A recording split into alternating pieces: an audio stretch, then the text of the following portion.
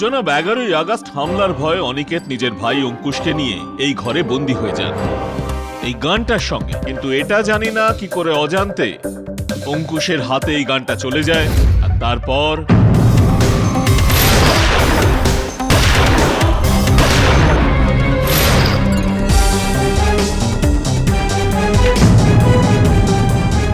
এরকম একজন ব্যক্তি যার মানসিক বয়স 2 বছরের হবে, যে একটা ফোনও ঠিক মতো ধরতে পারে না, এখন এরকম ব্যক্তি হাতে পিস্তল ধরে লক্ষ্য স্থির করে 3-3টে গুলি কি করে চালাতে পারে ইওর অনার? Shoot shoot! আপনার এই কেস কেডি সাহেব, এটা ধরে নিন যে ক্লোজড।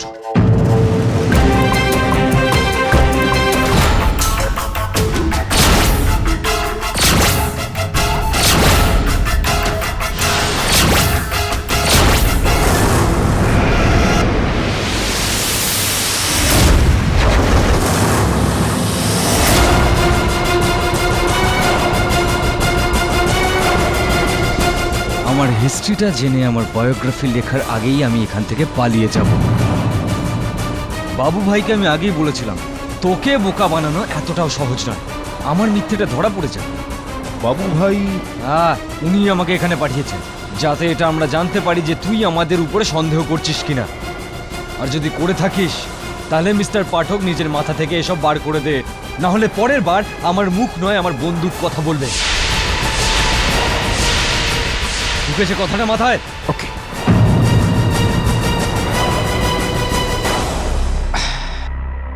বিচিত্র জীব একটা, না তো বাংলা বলতে পারে, না তো বন্দুকটা তাক করার আগে ওটাকে লোড করে। কি অবস্থা এই ভারতবাসীর!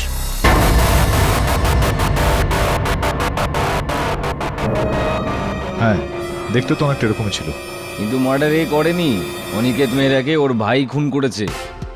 আরে তুমি কি করে জানবে পাঠকবাবু লক আপে এত ভায়োলেন্ট হয়ে যায় যে মনে হচ্ছে ওকে এবার মেন্টাল হসপিটাল পাঠাতেই হবে? কথাটা বোঝার চেষ্টা কর রাথোর। অঙ্কুশের মানসিক পরিস্থিতিটা বোঝ।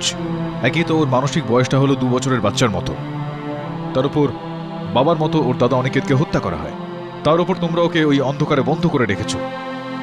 তোমার সঙ্গে যদি এটা হতো তো তাহলে কি প্রভাব পড়তো তোমার উপর? এখন এই যে যা কিছু হচ্ছে ওর সঙ্গে, তার প্রভাব ওর মনের ওপর পড়ুক, তার আগে আমি ওকে এই সমস্ত কিছু থেকে বের করে আনতে চাই। ভুলে যাও পাঠকবাবু। স্যার আপনি তো জানেন অনিকেত স্যার যে পরের ফিল্মটা বানাতে যাচ্ছিলেন সেটা বাবু ভাইকে নিয়ে, আর বাবু ভাইকে এই ফিল্মে খুব বাজে মানুষ হিসেবে দেখানো হয়েছিল। এই জন্য বাবু ভাইয়ের ওখান থেকে রোজই হুমকি আসছিল যে অনিকেত স্যার এই ফিল্মটাকে যেন বন্ধ করে দেয়। কান খুলে শুন, শেষবার বলছি, এই ফিল্মটা বন্ধ কর। দেখ, আমিও শেষবার বলছি, আমি একজন ডাইরেক্টর, আর আমি কোনো বাবু ভাইয়ের কথায় ফিল্ম বন্ধ করব না। শুনেছিস তুই? আরে তোর মাথাটা খারাপ হয়েছে নাকি? বাবু ভাইয়ের না শোনার অভ্যেস নেই। আর আমারও হ্যাঁ বলার অভ্যেস নেই। শুনেছিস? আমারও হ্যাঁ বলার অভ্যেস নেই।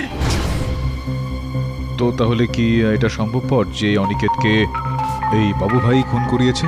হতে পারে স্যার, কিন্তু এই জন্যে তো ওনার লোককে প্যানিক রুমের ভিতরে ঢুকতে হতো। আর এখন এই কথাটা তো অঙ্কুশই বলতে পারে। যদি ও বলতে পারতো তাহলে পুরো পুরো কেসটাই সলভ হয়ে যেত স্যার। অঙ্কুশ সেদিন রাতে ওই ঘরে কোনো তৃতীয় ব্যক্তি এসেছিলেন? লম্বা চুলওয়ালা কোনো মহিলা? চুল চুল চুল চুল চুল চুল হ্যাঁ, চুল, লম্বা চুলওয়ালা। চুল চুল চুল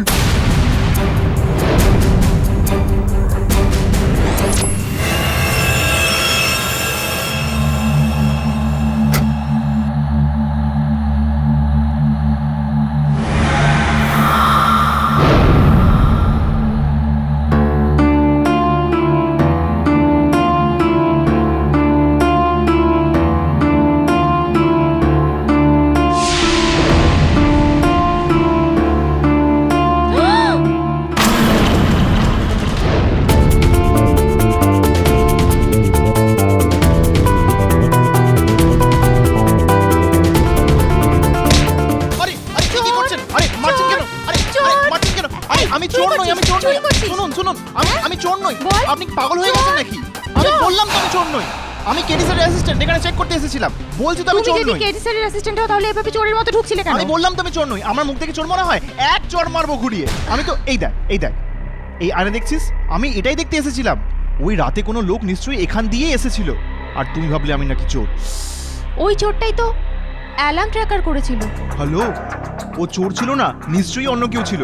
হ্যাঁ হ্যাঁ, মানে আরে মানেটা খুবই সহজ, তুই দেখ বোঝ। আমি কেডি স্যারের সাথে কাজ করি তো আমি জানি। দেখ, ও যদি চোর হতো, ও এখানে আসলো, মাস্ট এখানে আসলো আর ওয়াক করলো, এখানে কাঁচ ভাঙলো, অ্যালার্ম ট্রিগার হলো, আর তারপর পা টিপে টিপে ওই দেখ, এই দেখ এই দেখ এই দেখ এই দেখ, দেখতে পাচ্ছিস তুই? দেখ দেখ দেখ দেখ দেখ।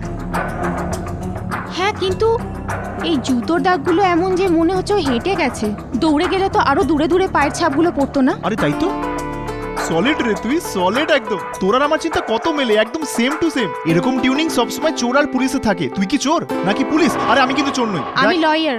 উকিল? তুই উকিল? আমাদের কেডি বসে মতো ক্যা বাত, তুই উকিল? এই উকিল, আচ্ছা উকিল আমাকে বল, আমার একটা সলিড ডাউট আছে। আমি এটা বুঝতে পারলাম না, ওই লোকটা কত কষ্ট করলো, এখানে আসলো, কাঁচ ভাঙলো, কিন্তু ভেতরে তো ফিরেই গেল না। ভেতরে কেন গেল না? কেননা ও ধরা পড়ার ভয় ছিল না। ও জানতো যে সিকিউরিটি গার্ড অজ্ঞান হয়ে পড়ে আছে, আচ্ছা আচ্ছা আচ্ছা আচ্ছা। কিন্তু ও বাড়িতে আবার ঢুকেছিল। কেননা ওর জুতোর মাটি অঙ্কুশের টেডি বিয়ারে লেগেছিল, যেটা প্যানিক রুমে পাওয়া গিয়েছিল। আমার না ইন্টেলিজেন্স আমাকে একদম ভেতর থেকে বলছে যে আমাদের না ভেতরে কি চেক করা উচিত, ওই প্যানিক রুমটাতে।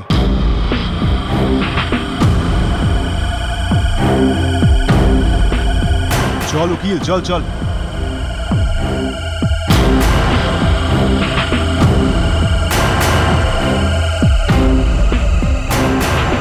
প্যানিক রুমটা কোথায় রে বাবা? এ উকিল, আমার মনে হয় প্যানিক রুমটা ওইদিকে। আয়, চলে আয়। দাঁড়া,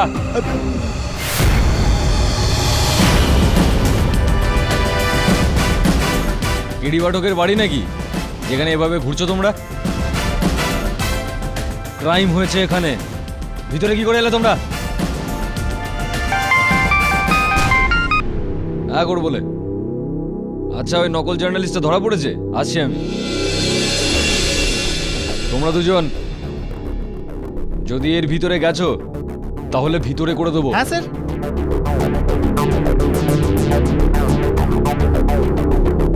আরে চল চল চল চল চল। দেখ, তুই ভিতরে যাবি না, তোকে বলে কি দিলাম। করছিস? কি ভিতরে যাবো করছিস? না আমরা, কি হয়েছে? ইন্সপেক্টর মানা করেছে না। এক কাজ কর, তুই এখানেই বসে অপেক্ষা কর, আমাকে তো অঙ্কুশকে বাঁচাতেই হবে। আমি যাচ্ছি। You coming? No coming? Bye bye. দাঁড়া দাঁড়া দাঁড়া, মাস্ট বাই। তুই ভিতরে কি করে গেলি? আরে, বাইরে বেরো। আরে, আস্তে, বলেছিল আস্তে। না ইন্সপেক্টর আরে, তুই রাঠোর, ভিতরে আয় না। বাইরে বেরো আগে। আর একটা ফ্রিজ রয়েছে। আমি বললাম না বাইরে বেরো আগে। ঠান্ডা খাবি? আমি তো খাবই। তুই কোথায় যাচ্ছিস? আরে দেখ, আমার কোনো জল অন্যভাবে তেষ্টা আমরা পেয়েছে, তুই শান্ত হন, আমাকে জল আমি- তো খেতে দে। দেখ, আমাকে কিন্তু অন্য কোনো রাস্তা দেখতে বাধ্য করিস না। তুই এটা কি করছিস? বন্ধ কর ফ্রিজ আর বাইরে আরে চল। দাঁড়া না, বন্ধ কি? ফ্রিজ তো এমনিতেই বন্ধ। ফ্রিজ চালু নেই, সব গরম হয়ে আছে। এত বড় প্যানিক রুমে গরম আর বেকার ফ্রিজ? আমি বুঝতে পারছি না। আরে মেকানিক ডাকেনি হয়তো। এ তুই কি করছিস? হ্যালো, আরে তুই কি করছিস বাবা? তুই চুপ কর, আরে আমার কি? আমাকে আমার কাজ করতে দে। আমি ওটাই ভাবছিলাম, আমার তো চিন্তা একদম সলিড মেলে। কি টাইম পাস করছিস? এটা কি?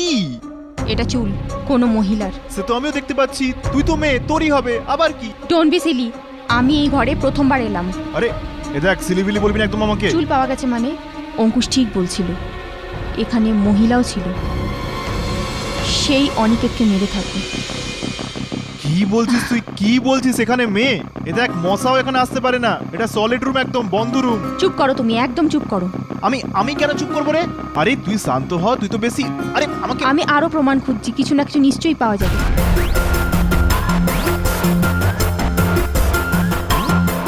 এই দেখ, এখানে মশাও আসতে পারবে না। তো একটা গোটা মহিলা কোথা থেকে আসবে? হ্যাঁ, এখানে লক আছে, সলিড লক লাগানো আছে। বুঝতে পারছিস আমার কথা তুই? আই সাবাস, কি সলিড লক পাইরি, সলিড লক। এই দেখ, দেখ না, দরজা কিরকম ফাস্ট বন্ধ হয়ে যাচ্ছে।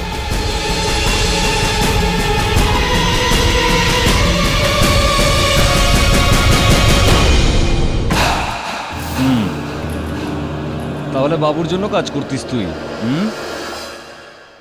অনিকেতকেও হুমকি দিতিস তুই?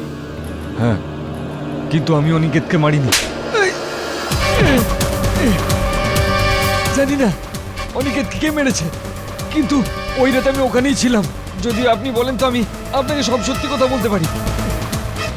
আরে মিথ্যে তো তুই ইন্সপেক্টর রাঠোরকে এমনিও বলতে পারবি না, সত্যি করে বল। ওই রাতে আমি বাংলোর ভিতরে কাউকে যেতে দেখেছিলাম। কাকে?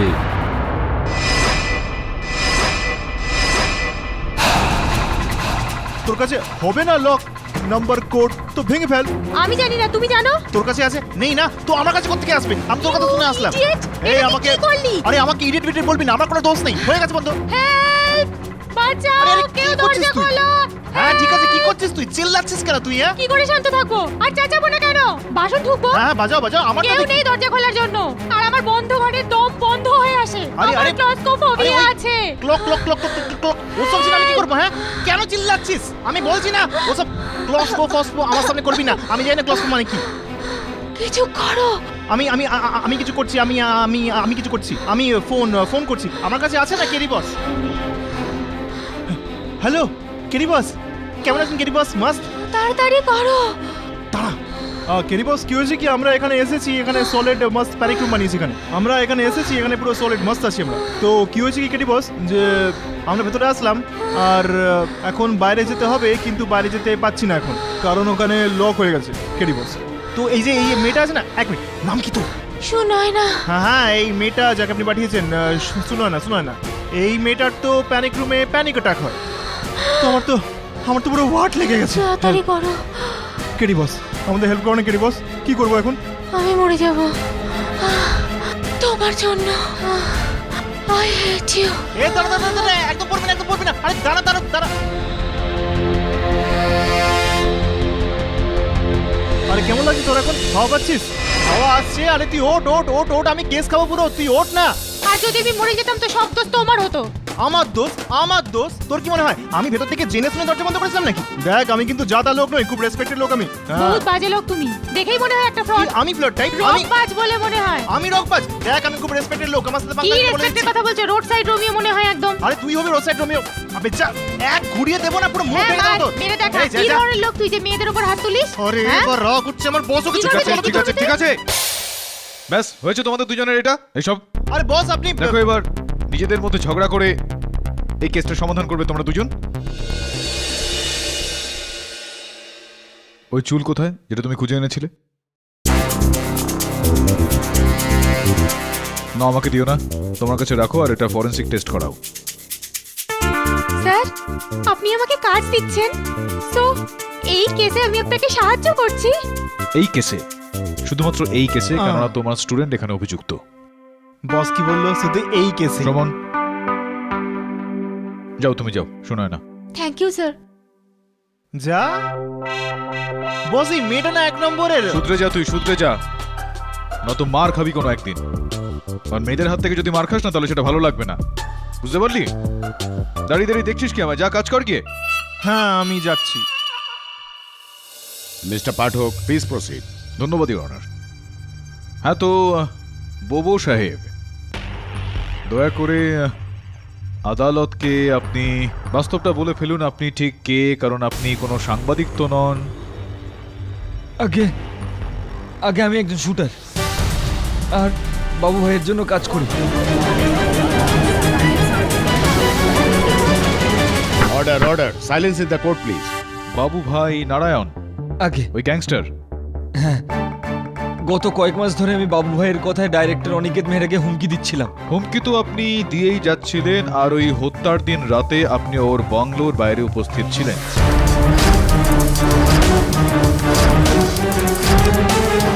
আগে আমি ভিতরে যাইনি। না দেখুন, ওনার দেওয়ালের কাছে ভেতরে জানালার পাশে 11 নম্বর জুতোর ছাপ পাওয়া গিয়েছে। আপনার পায়ের মাপ কত? 11 নম্বর। এটার অর্থ হলো এই যে এটার কোনো অর্থই হয় না।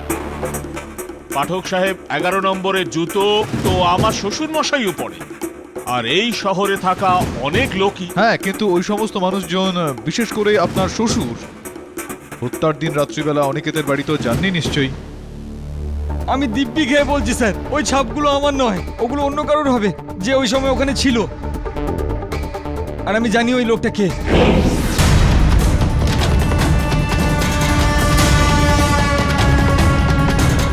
কারণ আমি নিজের চোখে ওই রাতে দুজন লোককে ওই বাংলোর ভিতরে যেতে দেখেছি স্যার। কাকে দেখেছিলে ভাই? হ্যাঁ বাবু ভাই কি করব, আরে সারা রাতের বাংলোর বাইরে চৌকিদারি করা কোনো মানেই হয় না। আরে আপনি একবার হ্যাঁ বললে আমি ওর বাংলোর ভিতরে ঢুকে ওর কানের গোড়ায় বন্দুকটা এমনভাবে রাখবো যে ও অ্যাকশন বলার আগেই প্যাক আপ বলে দেবে। ঠিক আছে বাবু ভাই।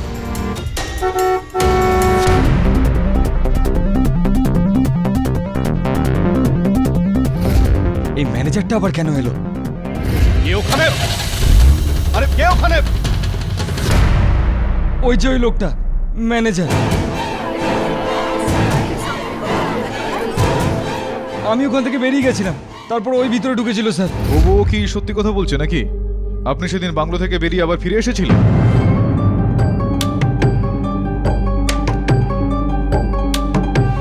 হ্যাঁ স্যার, কিন্তু এই কথাটা তো ধর্মপাল জানতো না, কারণ ও ঘুমাচ্ছিল।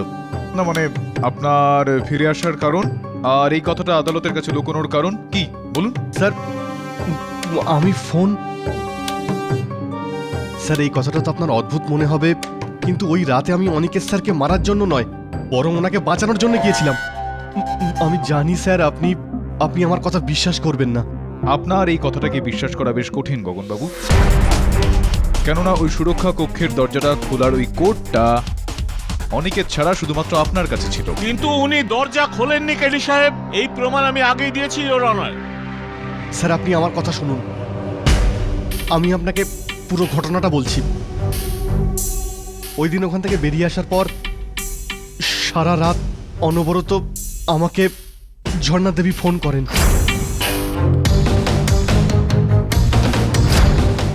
অভিনেত্রী ঝর্ণা? হ্যাঁ। কেন করছিলেন আপনাকে অনবরত ফোন? এটা অ্যাকচুয়ালি অনিকেত স্যার ওনার ফিল্মের হিরোইনের জন্য ঝর্ণা দেবীকে প্রমিস করেছিলেন, কিন্তু স্যার লাস্ট মোমেন্টে অনিকেত স্যার নিজের মত বদলান আর মীরা দেবীকে নিজের ফিল্মে নিয়ে নেন। তো ঝর্ণা দেবী দুঃখ পেয়েছিলেন এই বিষয়টাতে? ওনার মুখ থেকে তো আগুন ঝরছিল। ওই অনিকেতের এত বড় সাহস, ও আমাকে রিপ্লেস করে দিল, তাও ওই ওর গার্লফ্রেন্ডের জন্য। যদিও আমার রোলটা মীরাকে দিয়ে দেয় না, আমি বলে দিচ্ছি আমি ওকে মেরে ফেলবো। কুল ডাউন ঝর্ণা ম্যাম, দেখুন আর কিচ্ছু করার নেই। অনেক কিছু হতে পারে, ওকে অ্যাজ আ ডিরেক্টর আমি ব্রেক দিয়েছিলাম, আর এখন যখন আমার সময় খারাপ ও আমার সাথে, ছাড়বো না আমি ওকে। আর ও জানেও না আমি ওকে কি করতে পারি। দেখুন ঝর্ণা ম্যাম, আপনার যা কিছু করার আপনি করুন, আর এমনিতে অনিকেত স্যার আমার কোন কথাটা শোনেন। আপনাদের দুজনের মধ্যে যা ইকুয়েশন থাক সেটা আপনারা বুঝুন। ঠিক আছে, তো আমি এখনই এই মুহূর্তে গিয়ে ওর সাথে দেখা করছি। আরে এখনই এত রাতে? আমার ঘুম নষ্ট করে ও শান্তিতে ঘুমাতে পারে না, আজ একটা হেস্তনস্ত করেই ছাড়ব।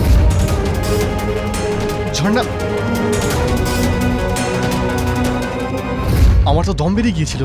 আমার তো মনে হয়েছিল কে জানে এই পাগল মহিলা বসের বাড়িতে গিয়ে কি সিন ক্রিয়েট করবে। তখনই আমি অনিকেত স্যারকে ফোন করি ওনাকে ইনফর্ম করার জন্য, কিন্তু অনিকেত স্যার ফোনই তোলেননি। ব্যাস এই জন্য আমি আবার ওনার বাড়িতে ফিরে যাই।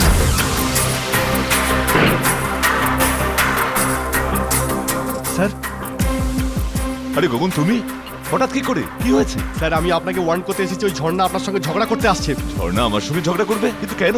সেই একই কথা যে ফিল্মে ওকে হিরোইন করো। স্যার আমি তো আপনাকে বলছি ওকে আপনি ঘরে ঢুকতেই দেবেন না, না হলে অযথা ও সিন ক্রিয়েট করবে। আরে শোনো আমার কথা, ঝর্ণা আসছে, ওকে আসতে দাও। ও আমার ফিল্মে হিরোইনের রোল চাইছে, তো পেয়ে যাবে ও, কি প্রবলেম? কিন্তু স্যার ওই মীরা? কে মীরা? দেখো, তুমি যাও, সকালে শুটিং আছে, অনেক কাজ আছে, গিয়ে নিশ্চিন্তে ঘুমিয়ে পড়ো। আর ঝর্ণার ব্যাপারটা আমি দেখে নেব, ঠিক আছে? যাও।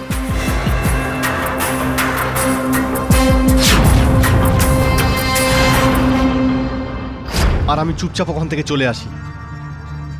পরের দিন সকালে যখন ওখানে আমি যাই, তখন প্যানিক রুমে অনিকেত স্যারের লাশটাকে দেখতে পাই।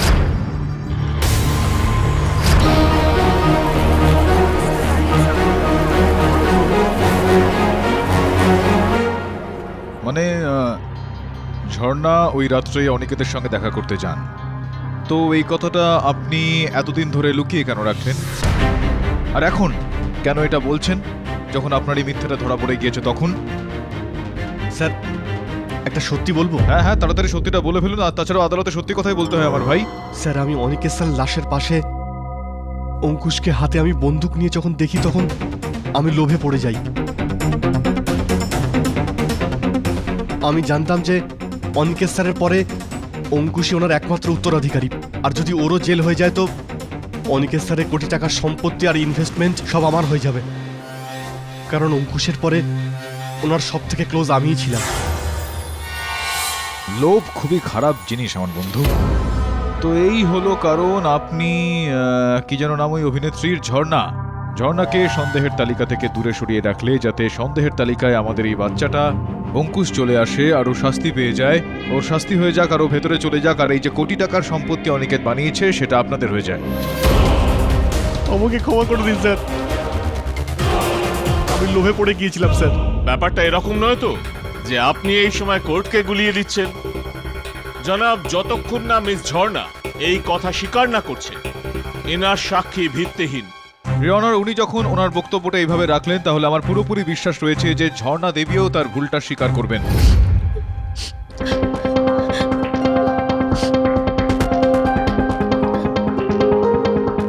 ঝর্ণা দেবী, এখনো তো আমি কোনো প্রশ্নই আপনাকে করলাম না, আর আপনি এই নিন চোখের জল মুছে নিন। আপনি কিছু বলার মতন অবস্থায় রয়েছেন, কিছু বলতে চাইবেন আপনি? আমি অনিকেতকে মারিনি, আমি মারিনি অনিকেতকে। না, মারেননি। আমার বক্তব্য হলো এই যে এইমাত্র আদালতে যে বয়ানটা দেওয়া হলো যে আপনি ওখানে মধ্যরাতে গিয়েছিলেন অনিকেতের সঙ্গে দেখা করতে। আগে হ্যাঁ, গগন যা যা বলেছে সবই সত্যি। আমি ওই রাতে খুব রেগেছিলাম আর আমি ওর বাড়িতেও গিয়েছিলাম। ওয়াচম্যান দরজা খোলো। অনিকেত বাইরে বেরো, কতক্ষণ আমার থেকে পালিয়ে বাঁচবে? আমি কি জানি না যে মীরা তোমার সাথে কি করেছে? এটাই তোমার শাস্তি, আরো বিশ্বাস করো ওকে। শুনেছো তুমি? এটাই তোমার শাস্তি। আমি ভাবলাম গগন অনিকেতকে আগেই সাবধান করে দিয়েছিল, তাই জন্য ও বাড়ি থেকে অন্য কোথাও চলে গিয়েছিল। তো আপনি এটাই বলতে চাইছেন শ্রীমতীজি যে খুনের দিন রাতে আপনি অনিকেতের সঙ্গে দেখা করেননি? আগে না, আমার তো মনে হচ্ছিল ও বাড়িতে কোথাও ছিল না। কারণ সেই দিন রাতে আপনার হাঁক ডাকের থেকে বহু দূরে নিজের সুরক্ষা ঘরে ছিলেন।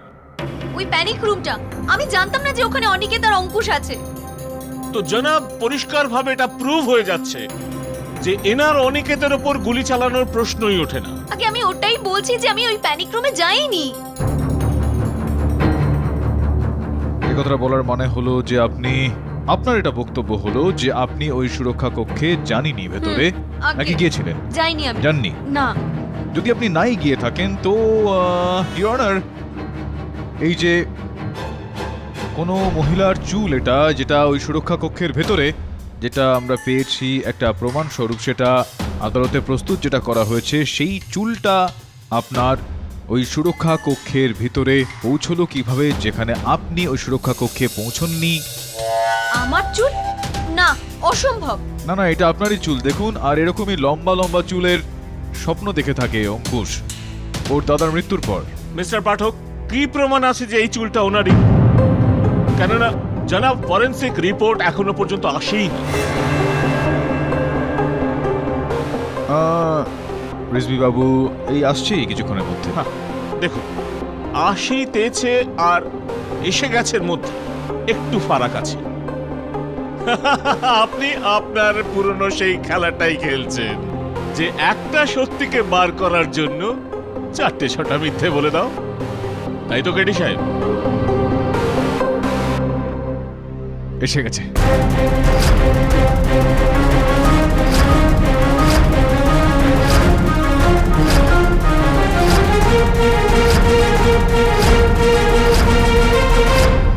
হ্যাঁ, তো ঝর্ণা দেবী, এবার দেখুন এই ফরেনসিক রিপোর্টটা চলে এসেছে যেটা বলতে চলেছে যে এই চুলটা আপনারই, আর এই চুলটা সুরক্ষা কক্ষের ভিতরে পাওয়া গিয়েছে, যার মানে এটা দাঁড়ায় যে আপনি সুরক্ষা কক্ষের ভিতরে গিয়েছিলেন কি জাননি? আমি যাইনি। আমি কতবার বলবো এই চুল? দেখুন, আপনি গিয়েছিলেন, এই কারণেই তো এই চুলটা কেডি সাহেব, ওখানে। এই ফরেনসিক রিপোর্ট বলছে যে এই চুল মিস ঝর্ণার মোটেও না।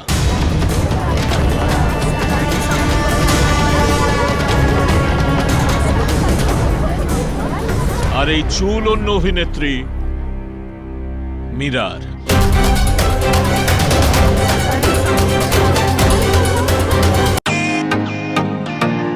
Welcome to beaten world. How may assist you? নতুন ফ্ল্যাটের জন্য একটা স্ট্যান্ড ফ্যান আর কুলার নেব। এই পচা গরম থেকে একটু স্বস্তি চাই। বাজার চলতে সব ব্র্যান্ড আর ভরসাযোগ্য নয়। তার জন্য তো আমাদের ফ্যান আছে, all purpose bullet table fan, ceiling fan. আমাদের সিলিং ফ্যান কিন্তু 30 মাসের ওয়ারেন্টি সহ পাওয়া যায়। আছে ফারাটা 2 বছরের ওয়ারেন্টি, 17 থেকে 20 মিটার এয়ার ফ্লো, মধ্যবিত্তের সাধ্যের মধ্যে একমাত্র ভরসাযোগ্য ব্র্যান্ড বিটেন। আমাদের কুলারের কিন্তু অনেক range, 45 litres, 50 litres, 70 litres, 90 litres, 110 litres. Honeycomb সহযোগে বিটেনের সব কুলারের ওয়ারেন্টি 1 বছর। চেনা হাওয়ায় অচেনা অনুভূতির জন্য একমাত্র আদর্শ বিটেন। গরমে স্বস্তি পেতে বিটেনের ফ্যান হোক বা কুলার আজই আনুন বাড়িতে। Beaten, digitally yours. Order, order. Silence, please. হ্যাঁ, আমি জানতাম মীরা ওই মেরে থাকবে অনিকেতকে। আচ্ছা, এটা জানতেন আপনি? মিস্টার পাঠক, আপনারা কখনো এটা জানতে চেষ্টা করেছেন যে গত কয়েকদিন ধরে অনিকেত কেন আত্মহত্যা করতে চাইছিল, কেন নিজের জীবনে অদৃশ্য ছিল, আর কেন একটা সাইকিয়াট্রিস্ট দেখাচ্ছিল? এর উত্তর আমার কাছে আছে। সেটা শুধু ওই ডাইনি মীরার জন্য। অনিকেত মীরার প্রেমে এতটা পাগল ছিল যে ও আমাকে ফিল্ম থেকে বার করে মীরাকে হিরোইন বানিয়েছিল। আর ও এটা জানতো না যে ও ওকে ধোকা দিচ্ছে। ওর অ্যাফেয়ার অন্য কারোর সঙ্গে ছিল, ও শুধু ওকে ব্যবহার করছিল। আর এটা জানার পর অনিকেত নিজের প্রাণ দিতে চাইছিল।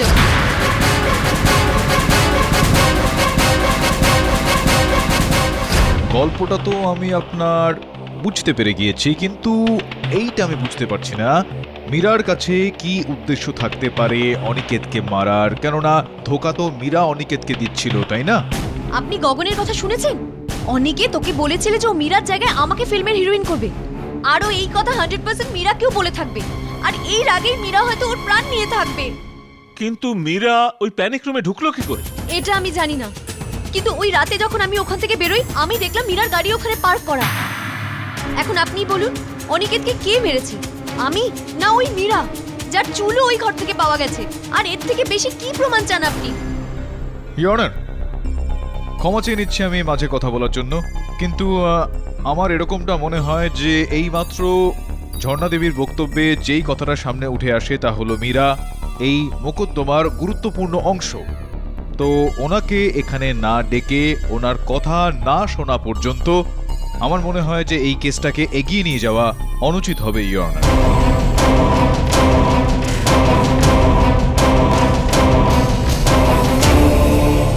এই আদালত মিস মীরার বক্তব্য নথিবদ্ধ করা পর্যন্ত মুলতবি করা হলো। The court is adjourn. Pathak সাহেব, ওকে, এখনো বলছি, আপনি যতই এদিক ওদিক ঘোরান না, ঘুরে ফিরে আপনার আঙুল উঠবে সেই অঙ্কুশের দিকে। I am telling you. সেই জন্যই বলছি, প্লিড গিলটি, সাজা কম হয়ে যাবে। কি বলছেন? না, যেটা বলার ছিল সেটা তো প্রথম শুনানির আগেই আমি বলে দিয়েছিলাম না আপনাকে, যে আপনাকে আমি অঙ্কুশকে না তো জেলে নিয়ে যেতে দেবো না তো হাসপাতালে, কেননা আমি ওকে এখান থেকে বাড়িতে নিয়ে যাব। So be it. সাহেব, বাইরে মিডিয়ার লোক জড়ো হয়েছে।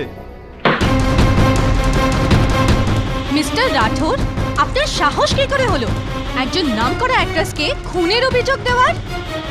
ওই ঝর্ণা দেবী বলছিলেন যে What? ওই ঝর্ণা কি বলে দিল যে আমি খারাপ, আমি মার্ডারার, আর আপনারা সবাই ওর কথা মেনেও নিলেন? আরে হিংসা করে ও আমাকে আর আমার সাফল্যকে। আর হ্যাঁ, সাহস হলে না ওকে গিয়ে বলুন আমার ফিল্মে কম্পিট করতে।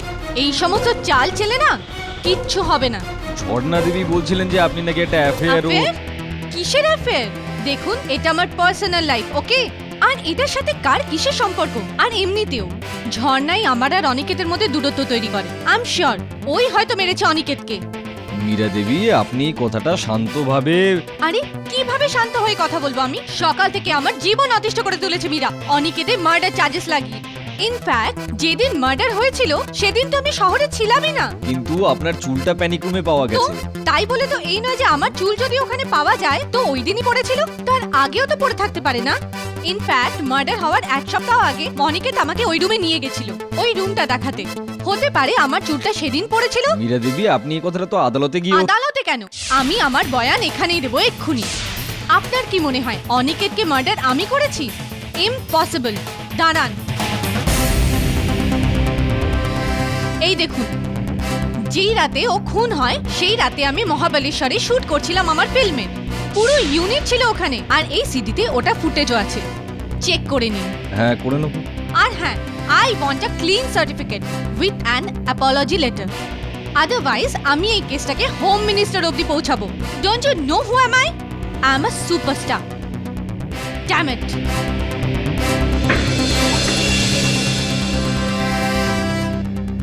মহিলা তো নয় মহা সমস্যা।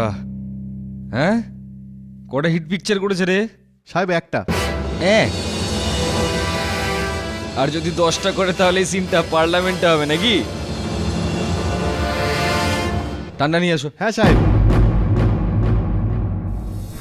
আরে এতে হয়রান হবার মতো কি ব্যাপার আছে? আমি তো প্রথম থেকেই জানতাম মীরা নির্দোষ। তাহলে ঝর্ণা? হুম, এই যে বসে আছে না আমাদের সামনে, এই হলো ওর দাদার আসল খুনি। এর সঙ্গে তো জোর জবরদস্তিও করা যাবে না, তাই না?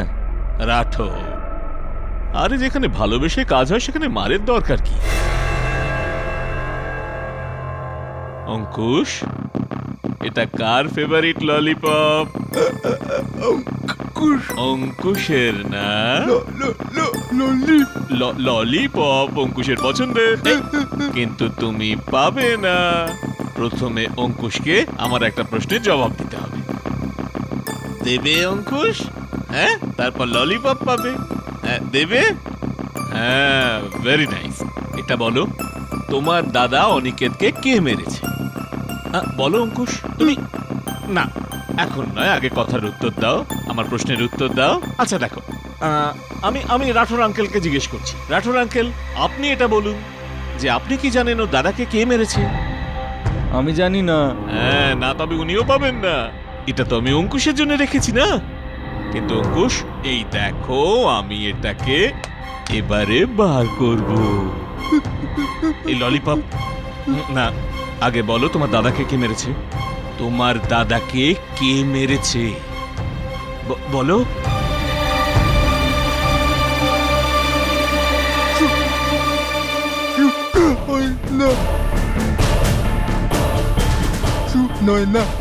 দিদি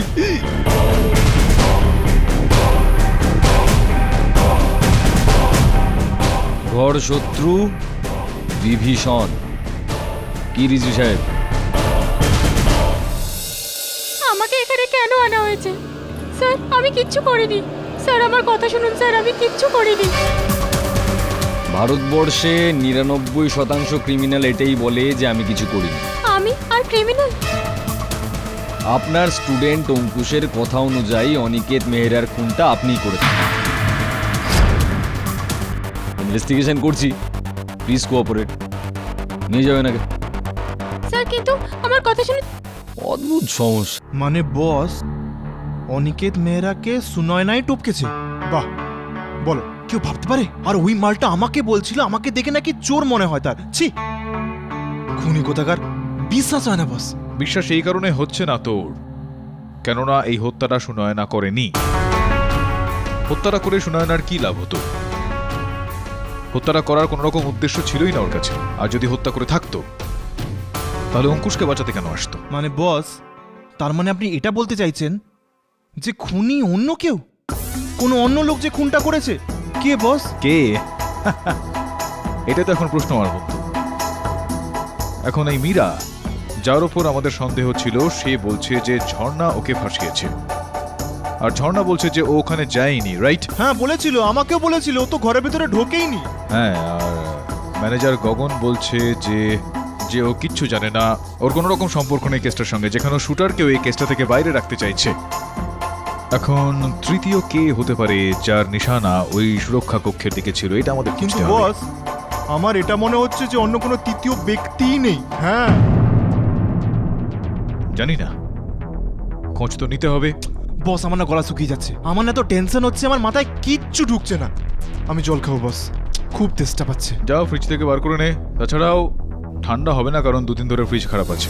নাও, আপনারও বস আমার কি মনে হচ্ছে আজকাল না ওই ফ্রিজ খারাপ হওয়ার সিজন চলছে। কেন তোর ফ্রিজ খারাপ নাকি? আমারটা নয় বস, আরে আমারটা যখনই খারাপ হয় সঙ্গে সঙ্গে সারিনি। এত গরমে না বস ঠান্ডা জল খেতে আমার দারুণ লাগে, কিন্তু আমি যে প্যানিক রুমে গিয়েছিলাম না ওখানে ফ্রিজ খারাপ ছিল বস।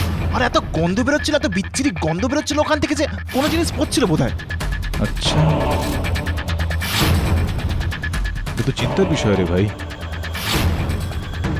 এত দামি একটা সুরক্ষা কক্ষ বানিয়েছে, এত ছোট সাধারণ একটা ফ্রিজ ওখানে রেখেছে, আবার সেটাও খারাপ। ঠিক কেন করালো না? আমার মনে হয় যে আমাদের ওই ফ্রিজটার খবরাখবর আমাদের নিতে হবে। মনে হচ্ছে এর সূত্রটা ওই ফ্রিজ থেকেই পাওয়া যাবে।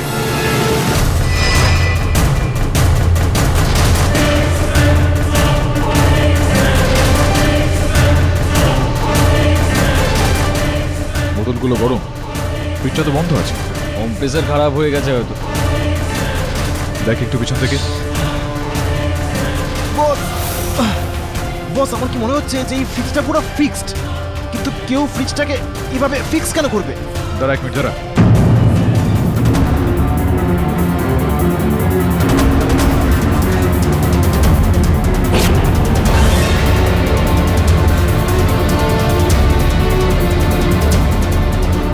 তার মানে এই প্যানিক রুমে ঢোকার আরও একটা রাস্তা। রাইট বস, সুরঙ্গের মতো। এটা কিরকম সিস্টেম? ওকে জিজ্ঞেস করলে না কেউ বলবেও না যে ওই করেছে। এখন তো এটা স্পষ্ট যে হত্যাকারী ওই রাতে এখান দিয়ে এসেছিল আর এখান দিয়ে বাইরে যায়। সেই কারণেই তো মুখ্য দরজার লক করছে, ভেতরে বাইরে যাওয়ার কোনো রেকর্ড নেই। কিন্তু কিভাবে প্রমাণ করবেন যে এর পিছনে কে রয়েছে? একটা উপায় আছে রাথোর, আর সেটার জন্য তোকে আমার জন্য একটা কাজ করতে হবে। কি হয়েছে? আমাদের কেন ডাকা হয়েছে এখানে? কেন রেখেছেন আমাদের এখানে? এই পৃথিবীতে মানবতার পতন আর মনুষ্যত্ব পলায়ন করেছে। আমার কোনো শখ নেই আপনাদের এখানে ডেকে আপনাদের সঙ্গে দেখা করার। ওর থেকে অর্ডার এসেছে আপনাদের সবার ফিঙ্গারপ্রিন্টস আর স্টেটমেন্ট আরও একবার নিতে হবে। Please cooperate. আর কোনো চালাকি করবেন না, বিশেষ করে তুমি তিওয়ারি। সবার ফিঙ্গারপ্রিন্টস আর স্টেটমেন্ট নিয়ে নাও। ইয়ে স্যার। ঝর্ণা ম্যাম, সবার আগে আপনি আসুন। আমি আপনার সবচেয়ে বড় ফ্যান। আপনি কি বলবেন যে এসব কেন হচ্ছে? ম্যাডাম, আমি তো আপনাকে মিথ্যে বলতে পারবো না, আপনার জন্য জীবন দিতে পারি। ব্যাপারটা হলো কি, পুলিশ অঙ্কিত মেহরার সুরক্ষা ঘর থেকে কিছু পেয়েছে।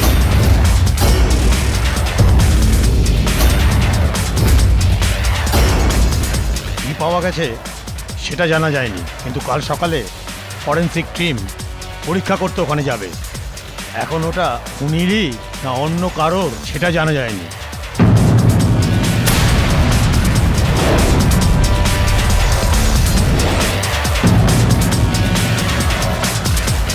ব্যাপারটা হলো কি, পুলিশ অঙ্কিত মেহরার সুরক্ষা ঘর থেকে কিছু পেয়েছে।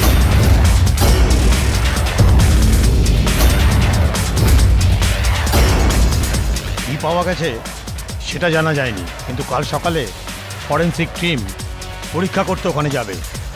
এখন ওটা উনিরই না অন্য কারোর সেটা জানা যায়নি।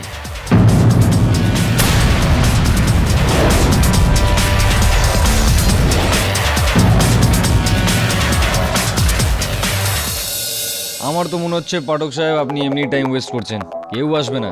ধৈর্য ধরুন রাথোর বাবু, আমার পুরোপুরি বিশ্বাস রয়েছে হত্যাকারী এখান দিয়ে আসবে। সত্যি বস, আমি না আজ আপনার ফ্যান হয়ে গেছি, সলিড ফ্যান। মানে কামাল বস, যে প্রমাণ নেই সেটাই। বস আপনার কি মনে হয় কি হতে পারে? আওয়াজ পাওয়া যাচ্ছে।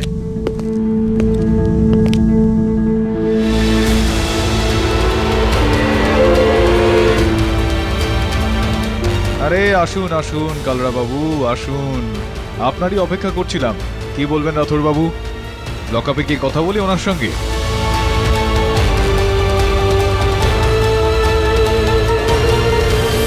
স্যার, যেদিন আমি ওই প্যানিক রুম বানিয়েছিলাম ওই দিন অনিকেত স্যারকে না বলে আমি একটা নকল ফ্রিজের থ্রু আর একটা সিক্রেট ডোরও বানাই। অর্থাৎ অনিকেতকে হত্যা করার পরিকল্পনাটা আপনি অনেক আগেই বানিয়েছিলেন, আর ওই রাতে, হত্যার দিন রাতে কাঁচ ভেঙে ওই যে অ্যালার্ম বেজেছিল, এটা কি আপনি বাজিয়েছিলেন? হ্যাঁ স্যার, যাতে অনিকেত স্যার ভয় পেয়ে নিজের ভাই অঙ্কুশকে নিয়ে ওই প্যানিক রুমে গিয়ে লুকিয়ে পড়ে।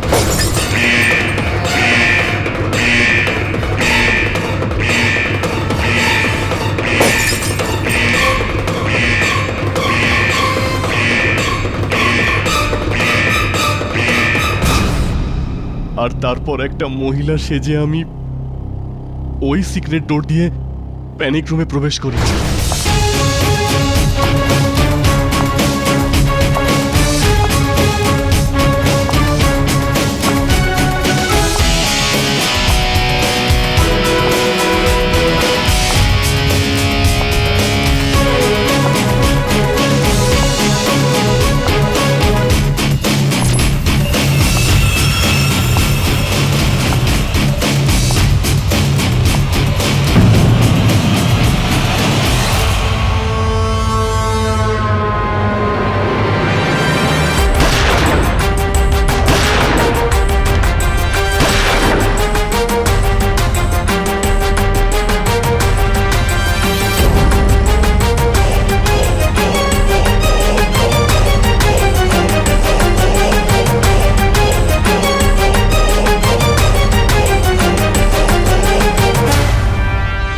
অনিকেত স্যারের মার্ডার ওই সুরক্ষা কক্ষে আমি করেছিলাম স্যার,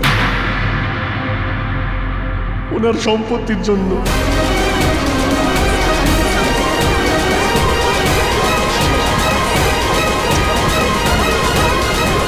হ্যাঁ, এখন আপনাকেও একটা সুরক্ষা কক্ষে রাখা হবে পুরো 14 বছরের জন্য। The defence rest here.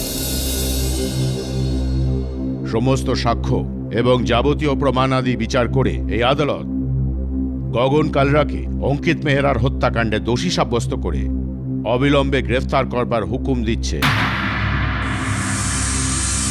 আর অঙ্কুশ মেহরাকে নির্দোষ গণ্য করে সসম্মানে মুক্তি দিচ্ছে। Case is close.